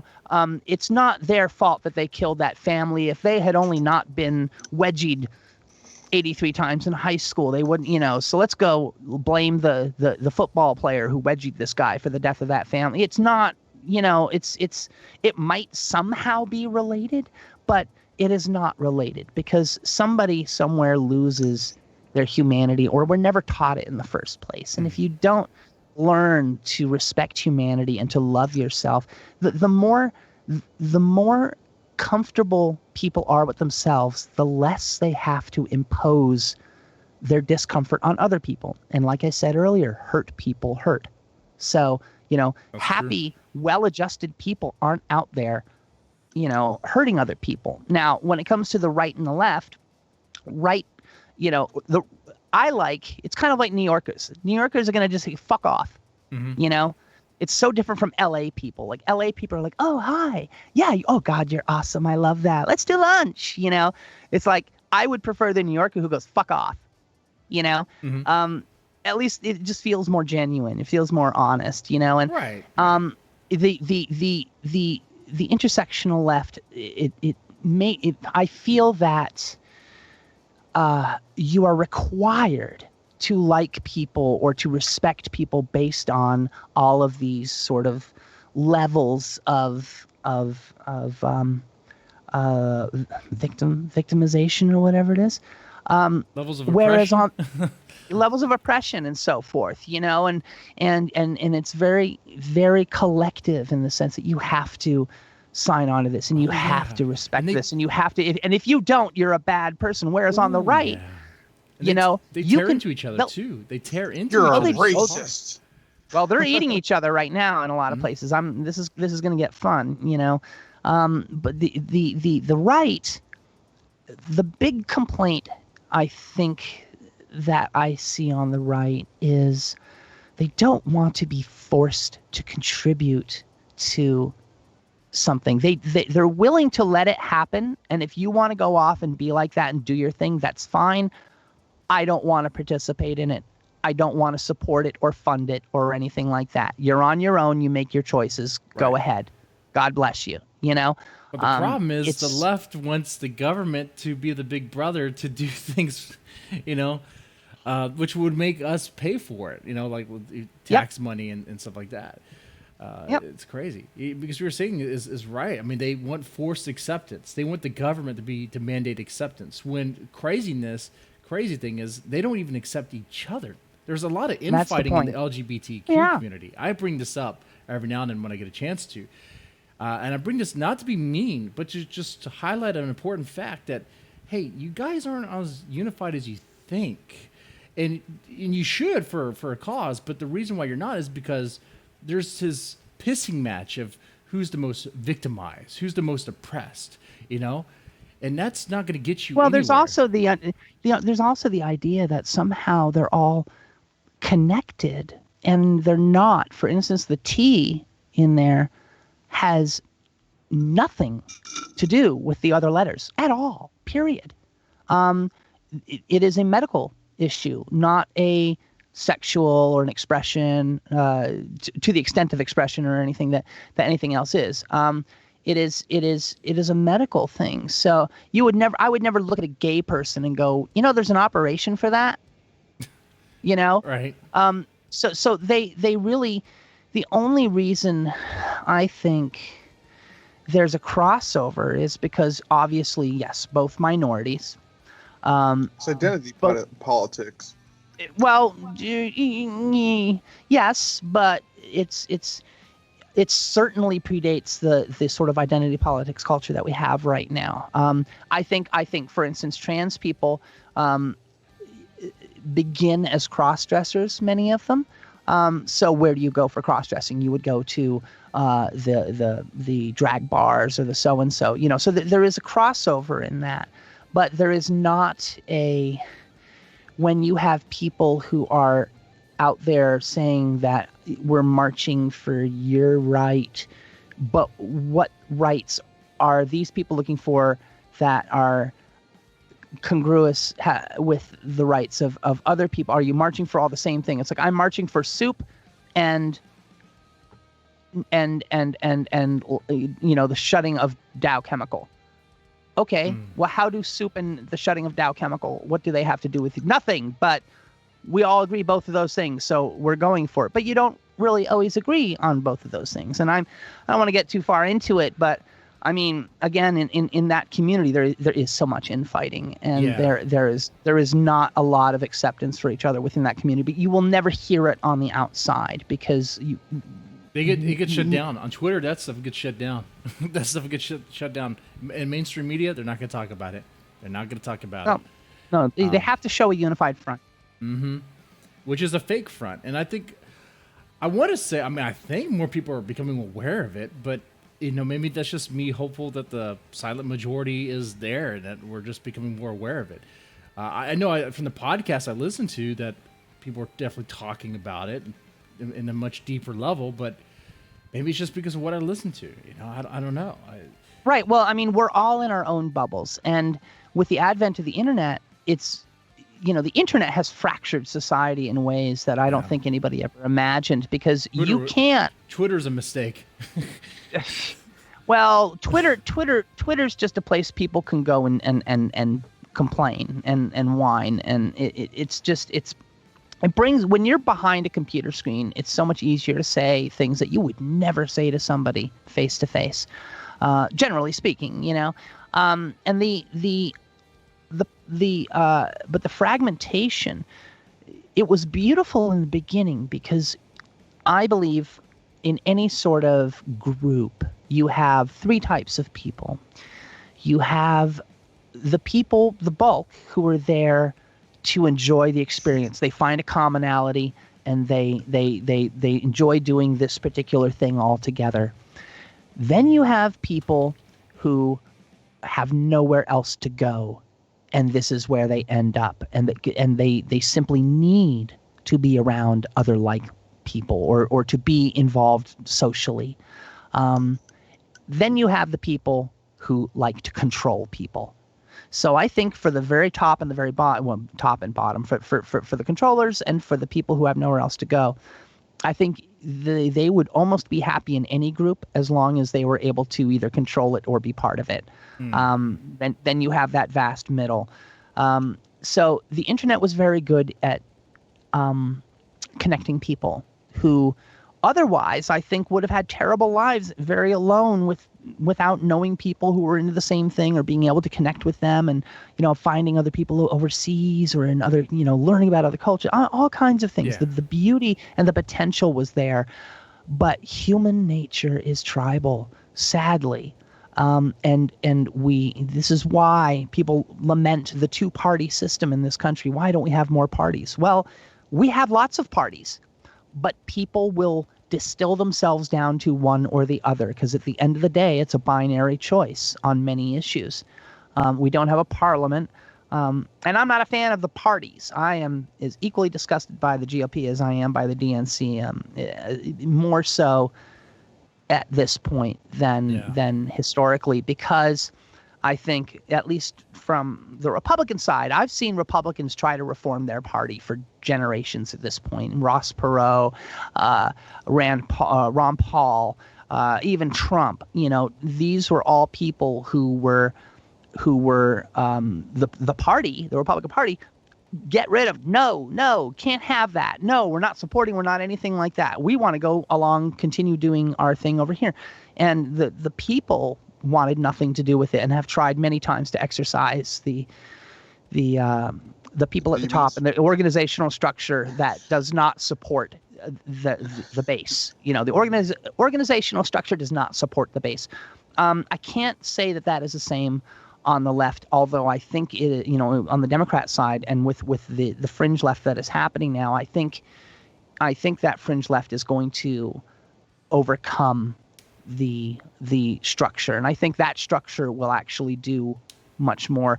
But I think what we saw with Biden, I think Biden was the chosen one they were going to try and push, and I think they've done everything they can to make that through. I don't think Biden was the choice. I think Bernie in 2016 had it stolen. I think had Bernie been allowed to be the Democratic runner, he would have won. He'd be president right now.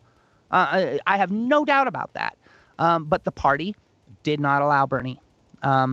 And I think they denied it. They were afraid of his message. They're afraid of what he was pushing out there. And what's going on now? Exactly, I mean, exactly. They hated Bernie, and now they're all for all this shit going on.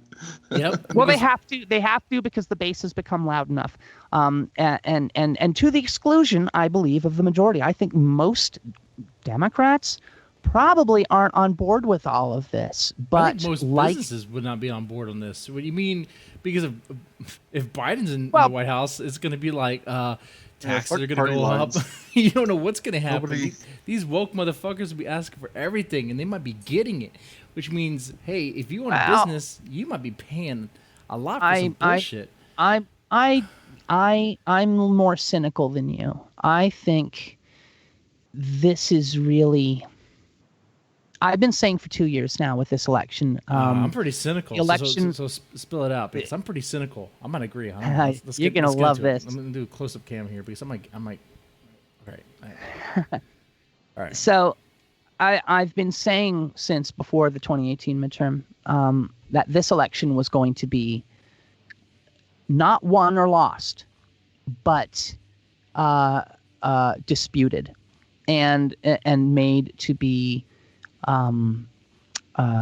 irrelevant. I don't think people were willing to allow the system to work, the process to work. We see that now in society. People are not willing to let process work. If people let process work, we'd be watching the trial of Derek. What's his name? From Minneapolis, the cops and Tao and. We'd be watching those trials and being happy about it, but we're not. Nobody wants the process to work. They want to change the system. They want to burn it down, and people say this openly. We want to burn it down, flat out. So this is not about the process working. Likewise with the election, I think if you can't win it, you'll spoil it, and the way to do that. Best way to do that. The best way to try and undercut us. Third-party intervention, UN election oversight, and I'm not wrong because last fall, Ilhan Omar, again from Minneapolis, made the statement that she thought that the UN should come in and manage our southern border crisis. They shut her up. She didn't have a word come out of her for like another 2 months after that. They just kind of like put her under the, because she let the cat out of the bag. And what did we see with the Floyd family several weeks ago? They have written a letter to the United Nations to do a series of things with our police, stop providing military grade weapons and so forth and surplus arms to the police, stop militarizing our police, maybe have the UN come in and do officer training and to handle the cases against officers when they're found to have possibly broken the law and so forth. And I hadn't even thought about them doing that. And then you've got Gutierrez, UN President Gutierrez, who said a couple weeks ago, tweeted about how the world really needs a global body to handle countries that have these nationalistic or populist, uprisings, things that would disturb the world from moving along, things that create a problem for the world. We need to be able to isolate and manage those with a global body. Okay. I can't remember the exact verbiage he used, but it was a tweet that he put out. And think about it. The way you are going to tip things off here is to try and bring foreign boots into this ground. And I think if you're ever going to actually see what people are worried about, the civil war, the armed conflict, the this and that and the other thing, the minute you have people try and bring foreign power in, because you have so many people in this country who are willing to let the process work, but when the process stops working, you haven't seen these people. You haven't heard from these people. You have no idea about these people. And if without foreign intervention, this thing could be over in a week. Okay, I give it a weekend. I think a lot of the people who are out there looking for violence right now and looking for a fight have never actually been in a fight. So they don't understand exactly what real life and death is in many cases. Right. And you're dealing with people who have been very trained. And I mean, look, people have populated the military from all ideologies in this country and all sorts of everybody's been part of it. So you've got people who are trained all over the place. But what it's going to come down to is American sovereignty, our Constitution. As you guys brought up before, the changes, the progress that we've made. Nobody's willing to acknowledge that this document can be changed, but throwing it out, change and throwing it out is not is not exclusive to the left, because there on the right there have been a lot of talk about having a constitutional convention to tighten up the Constitution and to make things a little bit more clear and so forth. And I used to agree with that. I thought, what, that's great. We can have some final decisions on certain things. Mm-hmm. Bad idea. Bad idea. Because when that actually happens, when you actually have the Constitutional Convention, you are able at that moment to throw the entire thing out and write a new one. There is nothing binding you to keeping what you have on the day. It is a trap. It's a trap.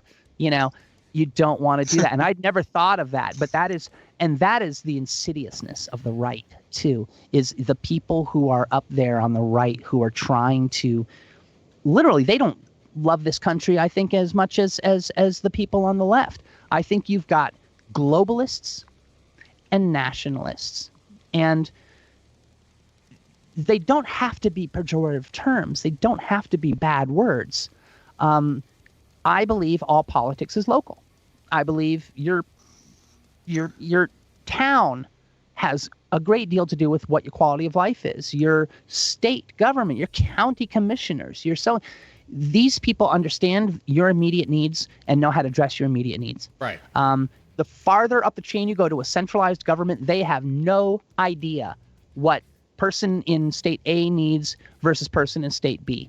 They know a one-size solution, and that doesn't work for individuals and for people who are self-motivated and self-productive and so forth. It's the difference between, can I do it myself?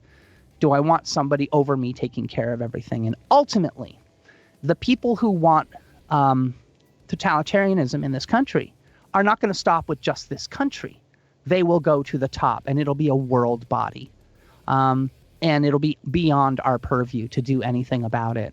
And that's the scary thing. And I think a lot of the people who are pushing for this stuff right now have no understanding of that. I don't think they've conceptualized the whole thing. Maybe they have, maybe they haven't. Yeah. But like any revolutionary, like you look at the 1917 in Russia, the Bolsheviks got pretty freaking exterminated after all that nastiness, because they are the ones who naturally are going to stand up and burn shit down. So what do you do when you're in control and at the very top and you've won everything? You get rid of the people who are going to come after you and burn it down. Right. The people who are dreaming of this new utopia, do you really think you're going to actually survive to see it? And do you really think it's going to be the thing that you want it to be? I don't know. I don't think so. And I'm following you with this because I think that there's first off, I've heard of some things where it seems like these protesters, or actually more rioters, seem like they might be getting foreign aid. I'm not exactly sure. China. Yeah, Oh no, it's all in there. There was weapons that were confiscated. That a shipment that came from China, they confiscated that stuff, and it's like, okay. Well, I meant financially. You can follow Chinese money into this. Weapons. I've heard a couple things about it. I don't know. But it's very possible. Here's the thing. The rest of the world, you have individuals all over the place who really, really like us, who really, really wish they could be like us. And at least the historical view that people have had of America, I think the pool has been peed in. and It has been. we're gonna need some good filtration and chlorine and stuff like that to sort of fix things. And actually, you know what? And don't jump to the assumption that I meant that comes in the form of a gas or anything like that. No, no, I no. We're talking about a pool. That's a pool metaphor, not anything else. Yes, it's a pool metaphor. Exactly. No, and I wish the best for everybody. If you have an enemy, what is the thing you wish most for your enemy? Understanding and peace. Station of a particular ethnicness or something like that. It's really gross, because I think every human being on the planet, if they could be the master of their own manifest destiny, they would. Mm-hmm.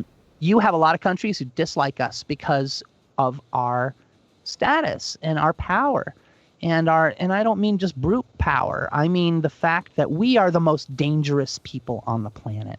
You and I, everybody out there, we're the most dangerous people on the planet. We are free. We are supposed to be. Supposed to be, but we are armed. We are more in control of our own daily lives. Now, in theory, on paper, we have degenerated to a point where we have given more and more and more of that power up to the state, and that needs to be reversed. That needs to stop. And I don't know how we're going to do that, or how that's going to. Voting is one way of doing it. And anybody out there who's nihilistic enough to say that my vote doesn't matter, everything matters. Mm-hmm. And I don't care. I care less about who you vote for than the fact that you actually take the effort to do it, and be there and make sure that your vote counts. The mail-in ballot thing, I think, is problematic in many ways. A huge problem, and I think that's going to lead up to the contention, because there's people that are, I guess, predicting Absolutely. that no matter how this election goes. It's going to be like, do we know whether or not these votes are valid? And then people are going to probably be willing to fight for it, fight over it. And then guess what happens? The world police get called in to sort it out. There will be a call to the UN, and you will have the Chinese and the Russians and everybody else coming in here to try and tamp down the Americans. I hope we can find a way to screw over that plan. I hope we can. I mean, but it's logical. It's logical. Yeah, I'm not trying to say that it's going to happen or I want it to happen. I don't want another revolution in this country. I'm just saying that if you play the logical, if we come to this point where nobody's going to accept the election, and this is why I think people are going to suggest that we have election monitoring from the UN.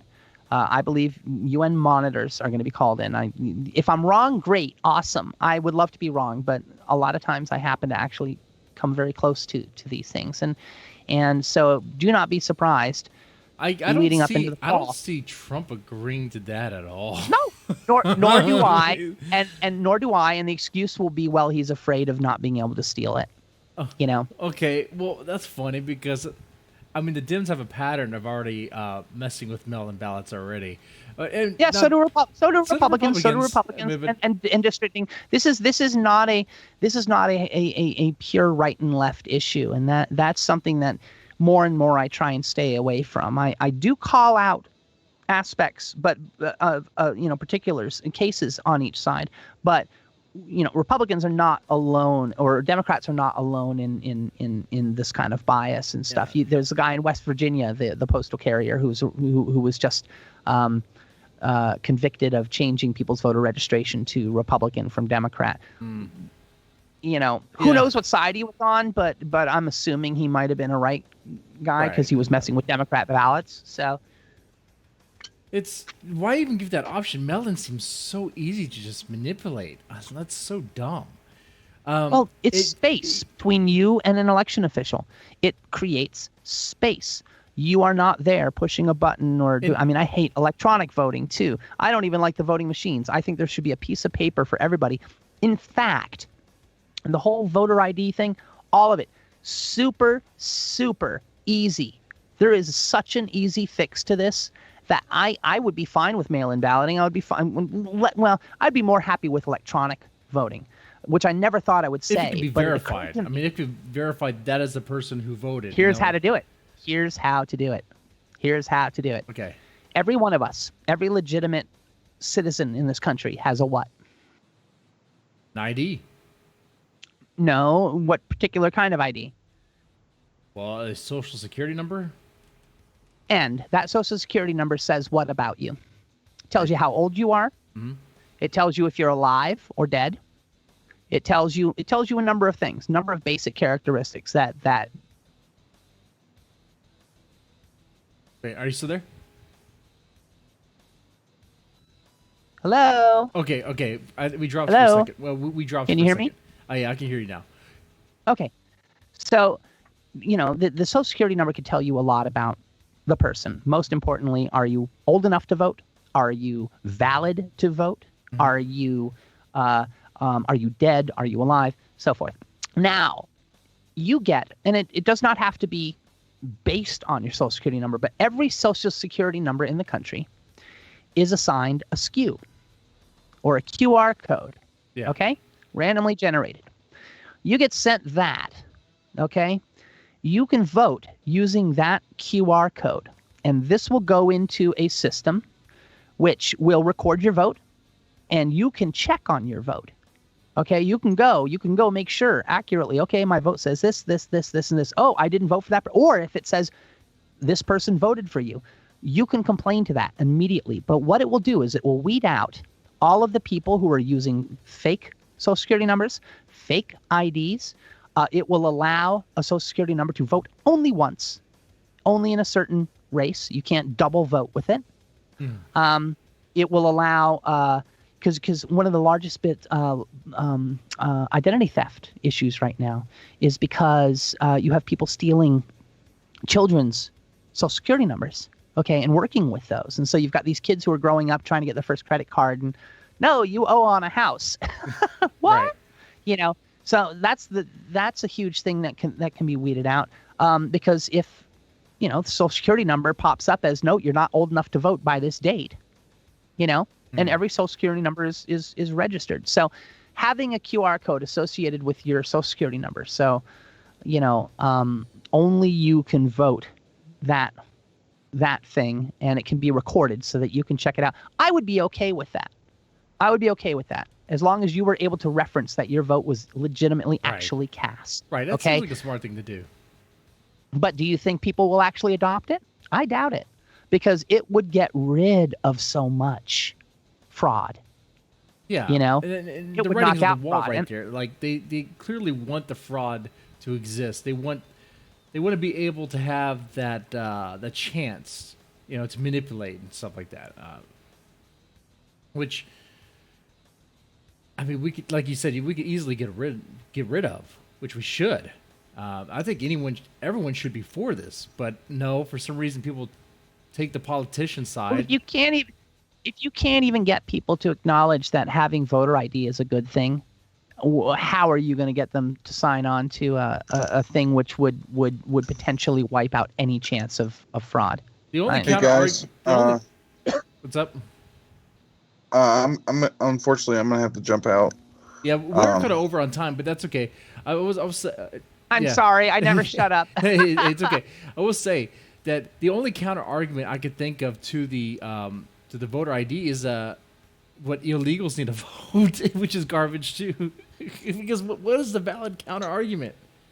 I don't get it. Well, I will say before we go, if I watched that Trump live, and I'm not a huge Trump supporter by any means, but he was outlining the stuff that the Democrats want to do, and they're talking about bringing in illegals, putting them on welfare, giving them a job pass, whatever, etc. I mean, and I don't agree with everything Trump says either, but he's definitely right about that. People would start pouring into our country. And I think the people who really need to pay attention to that are the people who live on the lower edges of the economy, because they would be the greatest impacted. They would suffer the greatest impact from this. So if you already live, go ahead. I was gonna say, but I don't think they're aware of that. They don't know that, because the people who speak for people who speak about it, like the politicians that claim to represent them, don't tell them that. They tell them the bullshit. Oh, it's for a good reason. It's for a good cause. We're gonna help all these people. At the same time, you know, it's gonna really hurt other people. Well, yeah, it's. I mean, and I'm not trying to make an overt generalization, but people who are more dependent on the state, okay, they are more controllable, and if you're getting enough from the state to take care of you, you're not going to think about the economic impact. Right. It's not going to matter to you if more people now are in your position, because you're at a point where you can't necessarily go lower, but you're being kept alive on life support, as it were. But you're not, you know, and I mean, look, think about it this way, and I don't mean to imply at all that the women's rights movement or women entering the workforce was a bad thing. Certainly not in the sense that I think women shouldn't have the opportunities to find their manifest destinies as much as men do. But if you just think about it from a numbers standpoint, back in the 50s, you know, up to the 50s, you had one person who was, you know, and I don't care if it's the man or the woman, but you had one person who was out there making the money. Right. And you had another person who was at home focused on child rearing and managing the house and so forth. Okay. You had the people out, the hunter, you know, it goes back to whenever you had the hunter gatherers, you know, and you had the people who were out there, you know, doing this, and you had the other people doing this, assigned roles, as it were. And they provided a function, you know, and they were dispersed between the genders. But I think the function of the role is greater than the gender that is serving it. So when you had, all of a sudden you had women entering the workforce to the degree that they were we creating more jobs? Somewhat. But generally speaking, you are now adding a great number of people to the workforce for essentially the same amount of jobs, you know, at least in the beginning. Mm-hmm. So what happens in that case? Supply and demand. All of a sudden, employers can hire whoever wants to work for a lower wage. Okay, when you have fewer workers for a job, the workers have a lot more say in how much that job is worth. If you have two people vying for the job, you're going to, as an employer, you're going to try and entice, you know, if you only have two people available for the job, you're going to try and entice the best in that you can. If you've got 20 people for that job, then you can play with your numbers a bit and you can lower wages. You know, we see this with some of the H-1B visa stuff that's going on too. But if all of a sudden you have a quadrupling of those, now you got 50 people for that job. Well, there's no, you know, the employer is really going to look at the economics of it as much, if not more, than the need for the you know, the good, the most qualified, as it were. Right. So, you know, so what you're doing is it's supply and demand. You have a lot more supply for a limited demand, and right. that pushes wages down. Right. It's going to have a huge impact. It definitely will.